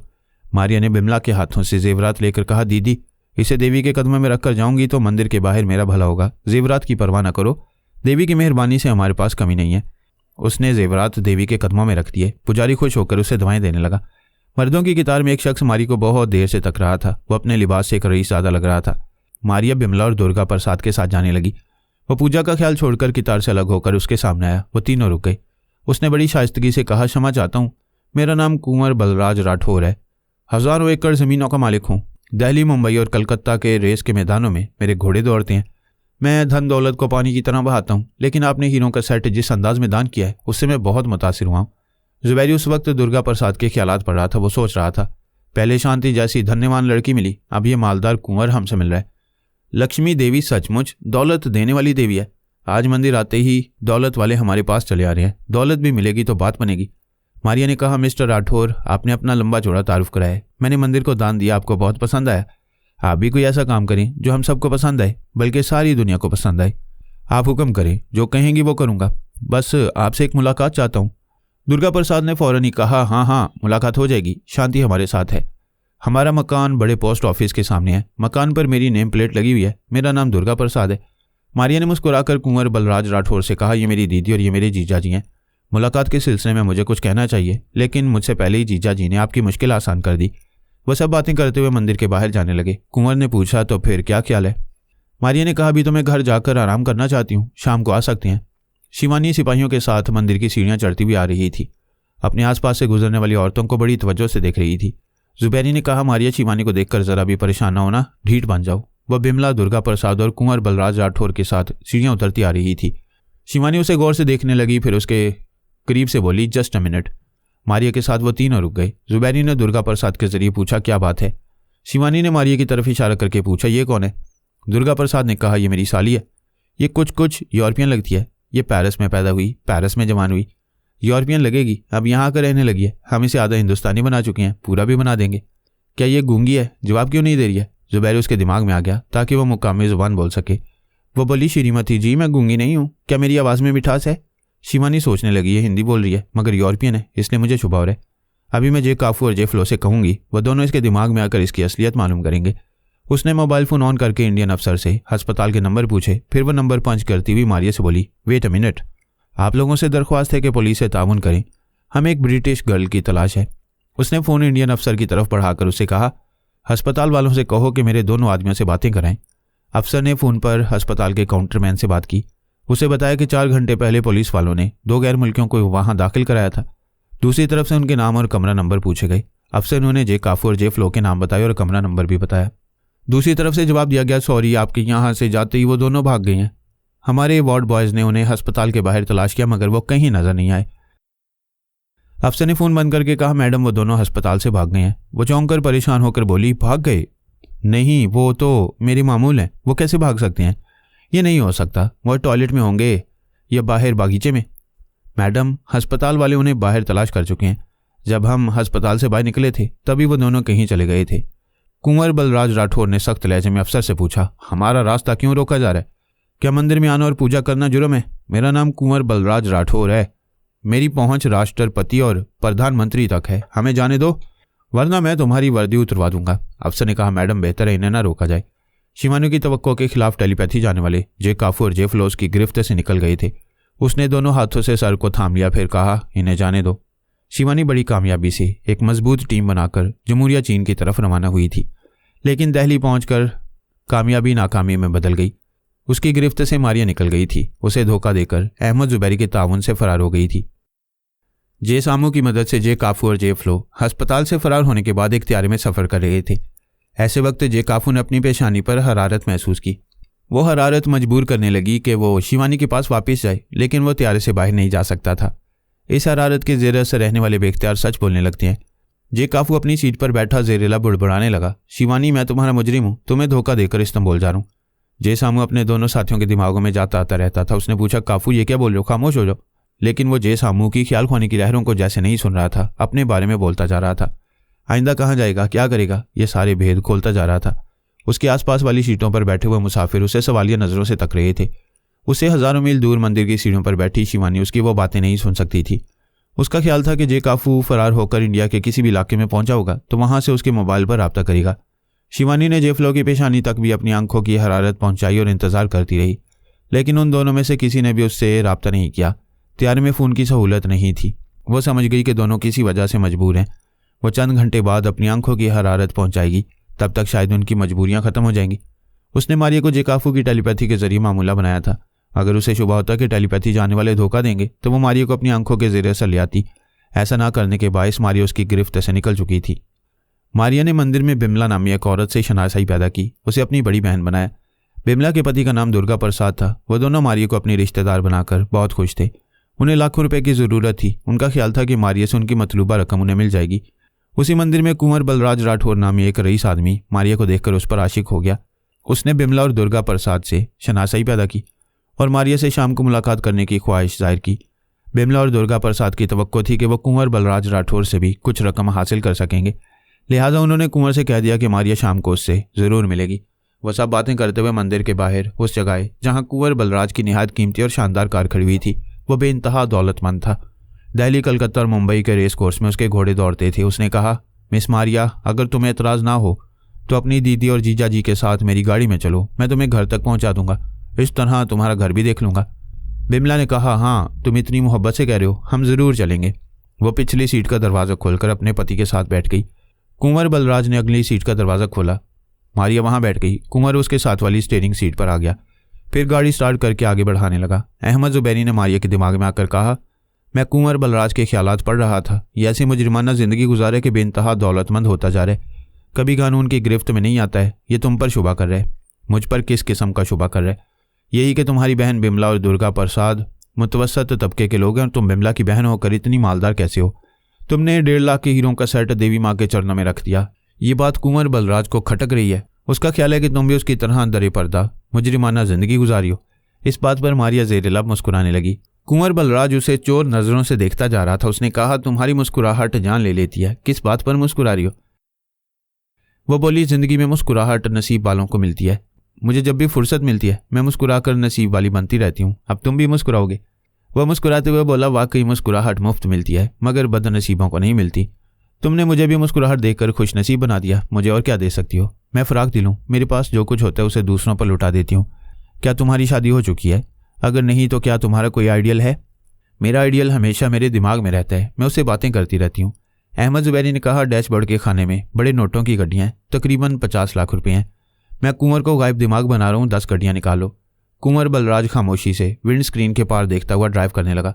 मारिया डैशबोर्ड के खाने को खोलकर 10 गड्डियाँ निकालकर अपने बैग में रखने लगी। बिमला और दुर्गा प्रसाद एक दूसरे के करीब झुककर सरगोशियाँ कर रहे थे। उनसे रकम हासिल करने के सिलसिले में कोई तदबीर सोच रहे थे। उन्होंने मारिया को रकम निकालते हुए नहीं देखा। जुबैरी ने कुंवर बलराज के दिमाग को आज़ाद छोड़ दिया। उसने सड़क के किनारे कार रोक दी। परेशानी से सोचने लगा कि वो थोड़ी देर के लिए कहाँ गुम हो गया था। बिमला ने कहा, कुंवर साहब, हमारा मकान यहाँ नहीं है, आगे सीधे हाथ वाली गली में है। वह फिर ड्राइव करने लगा। मारिया ने पूछा, क्या बात है, कुछ परेशान लग रहे हो? कुछ नहीं, मैं वो सोच रहा था कि अभी हम क्या बातें कर रहे थे। जो बात ज़रूरी नहीं होती उसे हम भूल जाया करते हैं, तुम भी भूल गए। दुर्गा प्रसाद ने कहा, कुंवर साहब, आगे सीधे हाथ पर तीसरा मकान है। मकान के दरवाजे पर दुर्गा प्रसाद के नाम की तख्ती लगी हुई थी। कुंवर बलराज ने वहां गाड़ी रोक दी। दुर्गा प्रसाद ने कहा, कुंवर साहब, हमारा घर बहुत छोटा है, आप अंदर आएंगे तो हमारी किस्मत खुल जाएगी, आपसे हमें कुछ मिल जाएगा। कुंवर बलराज ने डैशबोर्ड का खाना खोलकर एक गड्डी निकालकर उसे देते हुए कहा, ये 1 लाख रुपए हैं, मेरी तरफ से ये भेंट स्वीकार करें। बिमला और दुर्गा प्रसाद के दीदे हैरत और मुसरत से फैल गए। बिमला ने नोटों की वह गड्डी लपक ली। कुंवर ने मारिया से कहा, 2 घंटे बाद शाम होगी, क्या हम अभी साथ नहीं रह सकते? मैं तुम्हें दिल्ली की सैर कराऊंगा। मारिया ने कहा, मुझे कोई एतराज़ नहीं, मैं 5 मिनट के लिए घर के अंदर जाऊंगी, फिर आ जाऊंगी। तुम्हें इंतज़ार करना होगा और तुम करोगे। वह मुस्कुराती हुई कार से बाहर आई, फिर बिमला और दुर्गा प्रसाद के साथ मकान के अंदर आकर दरवाज़ा बंद करते हुए बोली, मैं जानती हूँ आपका इकलौता जवान बेटा अस्पताल में है, गुर्दे का ऑपरेशन ज़रूरी है, गुर्दा तब्दील करने के लिए 2 लाख की ज़रूरत है, मैं आपको ज़रूरत से ज़्यादा दूंगी। उसने बैग से नोटों की 10 गड्डियाँ निकालकर मेज़ पर रखते हुए कहा, ये 10 लाख रुपये आपके लिए हैं। वह दोनों खुशी से रोते हुए उसके कदमों में गिर गए। वह पीछे हटकर बोली, ऐसा ना करो, हम सबको अपने खुदा, भगवान और गॉड के आगे झुकना चाहिए। वह दोनों उठकर एहसानमंदी से बहुत कुछ कहना चाहते थे। मारिया ने कहा, बातें करने का वक्त नहीं है, मैं जा रही हूँ, वरना वो अंदर आ जाएगा और मैं ये नहीं चाहती। बिमला रोती हुई उससे लिपट गई, तुम मेरे बेटे को नई जिंदगी दे रही हो। दुर्गा प्रसाद ने मारिया के सर पर हाथ रखकर कहा, तुमने मुझ बूढ़े की कमर सीधी कर दी है। इससे पहले कि वो दोनों कुछ और कहते, मारिया तेजी से पलटकर दरवाज़ा खोलती हुई बाहर आ गई। कार की अगली सीट का दरवाज़ा खोलकर बैठ गई। वहां से जाते हुए उसने देखा वो दोनों दरवाजे पर खड़े रो रहे थे। कुंवर बलराज ने ड्राइव करते हुए पूछा, तुम्हारी दीदी और जीजा जी क्यों रो रहे थे? वो इसलिए रो रहे थे कि बिछड़ने वाले फिर मिलते हैं या नहीं ये कोई नहीं जानता, लेकिन जुदा होते वक्त रो लेना चाहिए। लेकिन मुझे रोना नहीं आता, मैं क्याफा शनास हूँ, चेहरे पढ़ लेता हूँ। तुम अपनी दीदी से मुख्तलिफ हो, तुम्हारे मिजाज में सख्ती और इरादों में पुख्तगी है। तुम अपनी बहन की तरह गरीब रहना नहीं चाहती, किसी न किसी रास्ते से ज़्यादा दौलत कमाने की धुन में रहती हो। वाकई तुम क्याफा शनास हो। बेशक मैं दौलत कमाती हूँ और इज्जत भी कमाती हूँ, मेरे महबूब के सिवा कोई मुझे हाथ नहीं लगा सकता। तुम एक लड़की हो, किसी भी मर्द के मुकाबले में कमज़ोर हो, कोई तुम पर जबर कर सकता है। मैं किसी को जबर करने का मौका नहीं देती, जबर करने वाले को समझाती हूँ, वो समझ लेता है, ना समझे तो नुकसान उठाते हैं। मैं चाहूँगी तुम भी नुकसान ना उठाओ। तुम तो यूँ कह रही हो जैसे मैं तुम पर जबर करने की नीयत से तुम्हें ले जा रहा हूँ। मैं भी तुम्हारी तरह चेहरे पढ़ना जानती हूँ। बाय द वे, तुम मुझे नहीं ले जा रहे हो, मैं तुम्हारे साथ जा रही हूँ। वेरी स्मार्ट, तुम्हारा अंदाज़ और तुम्हारे तेवर बता रहे हैं कि रंगीन भी हो और संगीन भी। वेरी इंटेलिजेंट, मुझे छूने से पहले समझ रहे हो कि मैं बिजली का करंट हूँ। वो मुस्कुराते हुए बोला, जब छूने का वक्त आएगा तब देखा जाएगा। ये बताओ, दौलत हासिल करने के ज़राए क्या हैं? क्या इस मामले में तुम्हारा महबूब साथ देता है? मेरा महबूब मुझसे हज़ारों मील दूर है। हमारी सिर्फ 2-4 मुलाकातें हुई थी और बस। जहाँ तक दौलत का मामला है, मैं जब चाहती हूँ हासिल कर लेती हूँ। क्या अभी हासिल कर सकती हो? अभी मुझे ज़रूरत नहीं है। कल 50 लाख की डरबी है, रेस कोर्स में मेरे घोड़े दौड़ते हैं। क्या किसी घोड़े पर रकम लगाकर डरबी जीतना चाहोगी? मेरे चाहने से ही जीत होगी। मैं जिस घोड़े पर रकम लगाऊंगी वो जीतेगा, ऐसा दावा ना करो। घुड़दौड़ की बाजी में बड़ी हेरा फेरी होती है और तुम हेरा फेरी को नहीं समझती हो। जीतना चाहती हो तो मेरे घोड़े पर रकम लगाओ। मेरी कामयाबी और दौलतमंदी का राज यह है कि मैं किसी के मशवरों पर कभी अमल नहीं करती, अपनी मर्जी से जुआ खेलती हूँ। फिर तो तुम हार जाओगी। कल आने दो, मैं तुम्हें दिखाऊंगी कि किस तरह दौलत हासिल करती हूँ। रेस का मैदान मेरा होता है। अगर तुम मेरे मैदान में जीत जाओगी तो मैं डरबी के 50 लाख के अलावा अपनी तरफ से 10 लाख दूंगा। इससे भी ज़्यादा जितनी रकम चाहो दूंगा, लेकिन हार जाओगी तो मैं जीत के तौर पर तुम्हें हासिल करूंगा। ये शर्त मंजूर है तो हाँ कह दो, वरना ना कह दो। मुझे मंजूर है। तुम्हें यह दिखाना है कि मैं दौलत कैसे हासिल क्या करती हूँ। कुंवर बलराज ने एक स्नैक बार के सामने कार रोक दी। वहाँ वो सैंडविचेस खाने और चाय पीने लगे। ऐसे वक्त एक शानदार कीमती कार आकर उनकी कार के पास रुकी। कुंवर बलराज ने उधर देखा, फिर मारिया से कहा, यह जो कार से उतरा है इसका नाम धनपत राय है। ये बहुत बड़ा सियासी गुंडा है, कई बार मुझे कानूनी गिरफ्त में लेने की नाकाम कोशिशें कर चुका है। इसका भाई महाराष्ट्र सूबा का मुख्यमंत्री है, लेकिन मेरी पहुंच प्रधानमंत्री तक है। मैं सबकी एक एक रग ढीली कर देता हूँ। धनपत राय धोती और कुर्ते में था, नेहरू कट वास्कट और नेहरू कैप पहनी हुई थी। उसने कार से उतरकर सीना तानकर फखर से गर्दन ऊंची करके इधर उधर ऐसे देखा जैसे 25 लाख की कार में दिल्ली फतह करने आया हो। कुंवर बलराज पर नजर पड़ते उसने नागवारी से कहा, राजा राव, ये कुत्ता यहाँ बैठा हुआ है। उसके पास खड़े हुए बॉडी बिल्डर राजा राव ने कहा, मालिक, कुत्ते वहीं दुम हिलाते आते हैं जहां आप जैसे मालिक होते हैं। इसके साथ लड़की बड़ी सुंदर है। धनपत राय ने ललचाते हुए मारी को देखा, फिर कहा, मक्खन जैसी चिकनी है, भगवान भी अजीब है, कुत्तों को घी खाने देते हैं। कुंवर बलराज ने मारिया से कहा, उधर ना देखो, वो धनपत राय हराम का पिल्ला है, तुम्हें देखकर ललचा रहा होगा। मारिया ने कहा, वो हमारी तरफ आ रहा है, मैं पहले ही समझ गया था, तुम्हें देखकर इधर फिसलता आ रहा है। वो करीब आते हुए बोला, नमस्ते कुंवर साहब, हम दिल्ली के गली कूचों में आपको ढूंढ रहे हैं और आप यहाँ सुंदरता की पूजा कर रहे हैं। कुंवर बलराज ने अपनी जगह से उठकर उससे मुसाफिया किया, फिर कहा, आप हमें ढूंढते रहते हैं, हम आपको याद करते रहते हैं। मुंबई छोड़कर दिल्ली कैसे आए हैं? आप तो जानते हैं कल डरबी रेस है, हम रेस जीतने आए हैं। जीत के 50 लाख रुपए हमारे लिए कोई अहमियत नहीं रखते, हम तो मैदान जीतने वाले हैं। राय साहब, रेस का मैदान हमारा है और हमारे मैदान से कोई जीत कर नहीं जाता। ये है मिस शांति, इनका दावा है कि कल इनकी जीत होगी, लेकिन हम इन्हें भी जीतने नहीं देंगे। धनपत राय ने मुसाफे के लिए हाथ बढ़ाते हुए कहा, मिस सी शांति, मेरा नाम धनपत राय है। पूरे महाराष्ट्र पर मेरी हुकूमत है। मारिया ने उठकर मुसाफे करते हुए कहा, प्लीज़ टू मीट यू।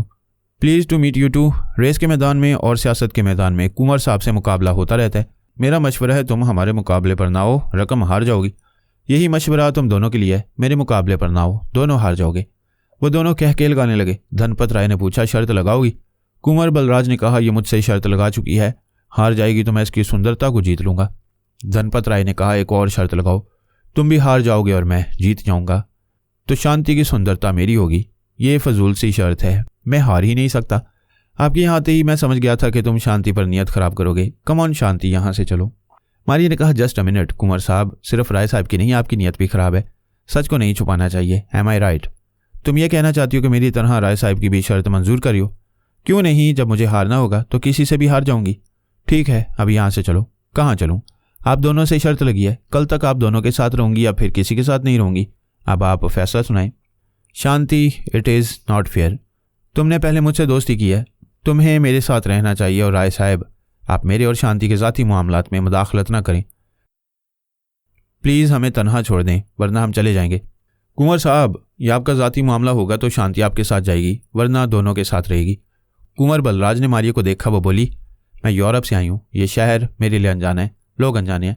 मैं किसी एक अजनबी के साथ महफूज नहीं रहूंगी। दो के साथ रहने का ये फ़ायदा है कि एक बेलगाम होगा तो दूसरा मेरा दिल जीतने के लिए लगाम देगा।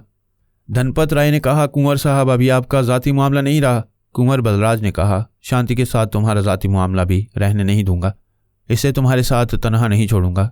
कल मेरी जीत के बाद तुम मेरे और शांति के मामले से दूध की मक्खी की तरह निकल जाओगे। जब कल आएगा तो देखा जाएगा। अभी हम शांति को दहली शहर दिखाएंगे।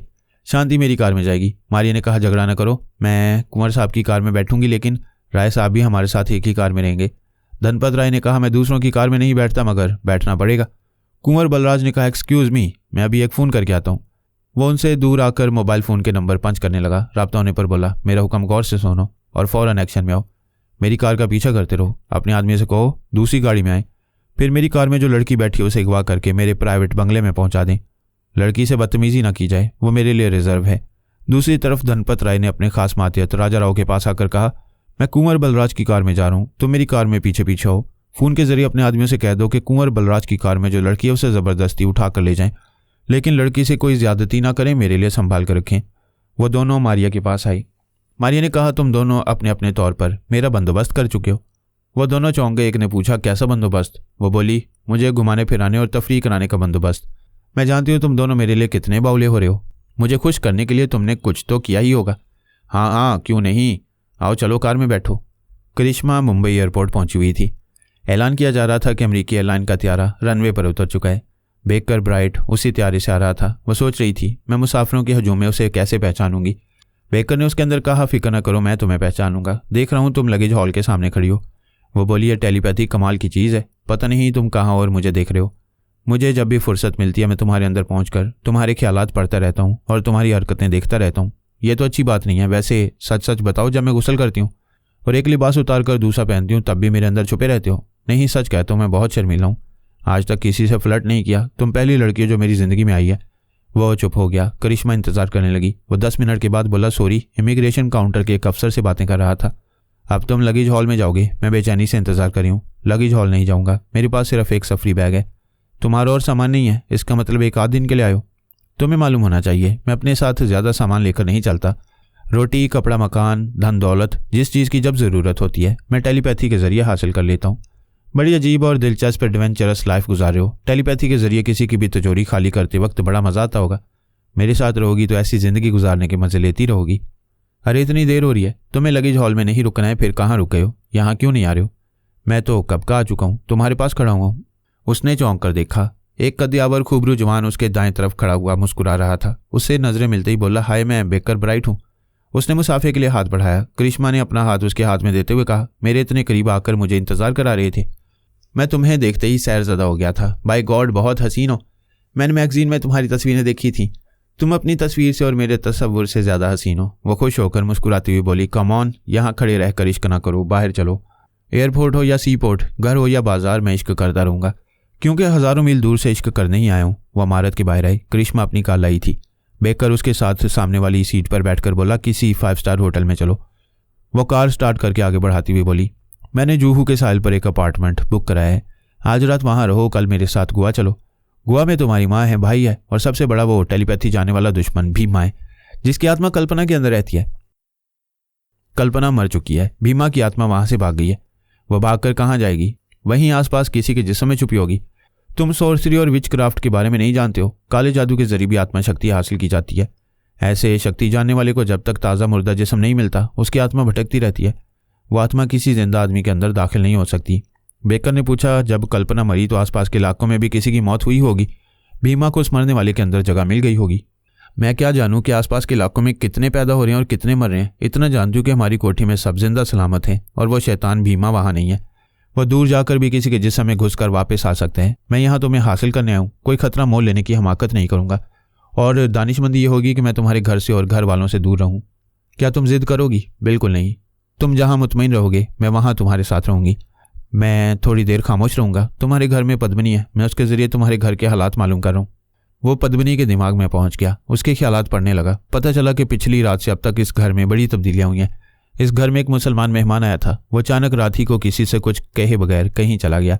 पद्मिनी के ख्यालात ने बेकर को पहले भी बताया था कि वहाँ शहबाज नामी एक मेहमान आया है और वो करिश्मा को जानता है।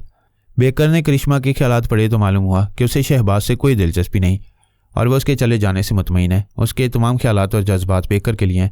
बेकर ने पद्मिनी के मजीद ख्यालात पढ़े। पता चला दोपहर तक जसवंत जख्मी हालत में पड़ा हुआ था। अब सिचुएशन बदल गई है। जसवंत तवानाई हासिल कर चुका है, आराम से चल फिर रहा है। उसकी जगह उसकी माँ जमुना बीमार होकर बिस्तर पर पड़ी हुई है। बेकर को यह नई बात मालूम हुई थी। उसने सोचा जमुना बीमार है तो दिमागी तौर पर कमज़ोर होगी, वो उसके दिमाग में जा सकेगा, उसके ख्यालात पढ़कर और बहुत कुछ मालूम कर सकेगा। ये सोचकर उसने पद्मिनी को जमुना के पास जाने पर माइल किया। उसके कमरे में आकर बोली, बड़ी मालकिन, अब आपकी तबीयत कैसी है?